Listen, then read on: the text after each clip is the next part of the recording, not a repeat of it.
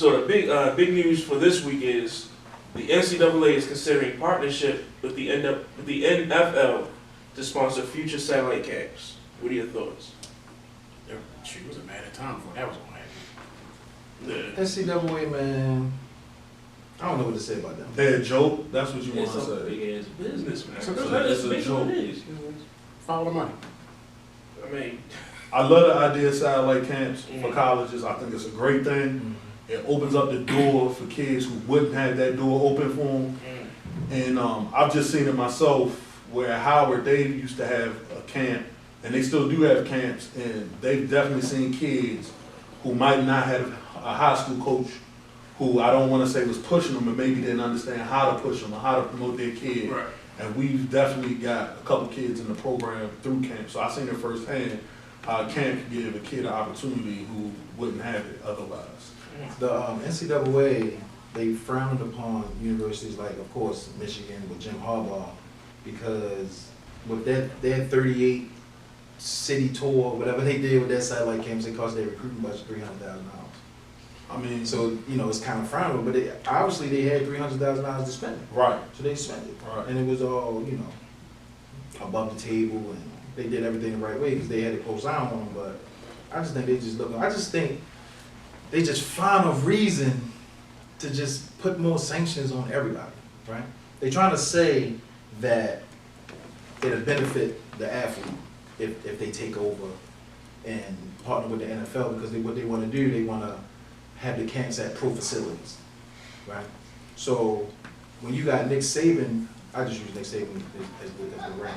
He goes on a rant saying there needs to be regulation in these satellite camps, which I still don't understand. I mean, you got college coaches hosting it, you got college coaches working the camps, and they actually visit. I would think that they'd be technically on their best behavior. You know, everybody's watching them, right? So they say they're screaming for regulation, right? And if you have it at the pro facility, and that would be the only type of satellite camp they have.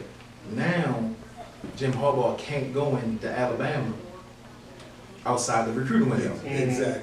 So, Nick Saban doesn't need a satellite camp to recruit That's what I'm saying. Alabama, Georgia, and Florida, and that's all he needs. I got a buddy I played football with who's actually an assistant principal at a high school in Alabama.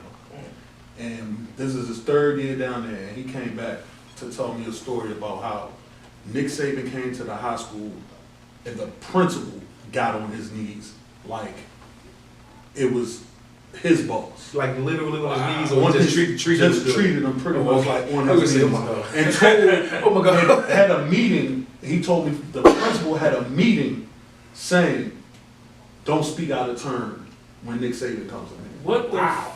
True story. That's a nice At a story high right school there. in Alabama.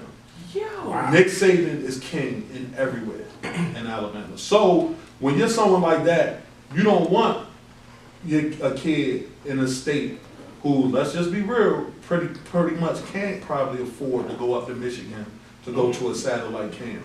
You don't want him to get that opportunity to meet anybody else. So you don't want it. Your name sells itself when you're Nick Saban. Right. So why do I need to do the camp?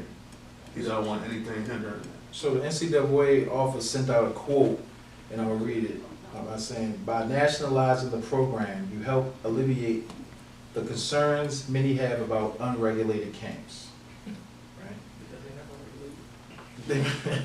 I don't think they know how to regulate it, and that's the problem. But what they're trying to do now, they're trying to host a camp, NCAA host a camp, let's say at Ravens State, at Ravens practice facility, Mhm. and they want to invite any coach that want to come.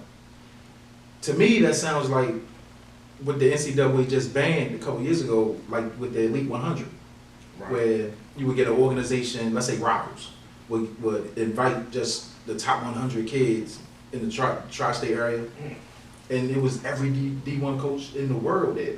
Like who was there, right? And it was the top 100. It was free for the kids. And they were just pretty much watching them work out.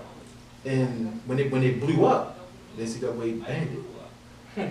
But I'm like, what's the difference between the Elite 100 camp or combine or whatever, and the coaches come just to watch them work out? They wasn't even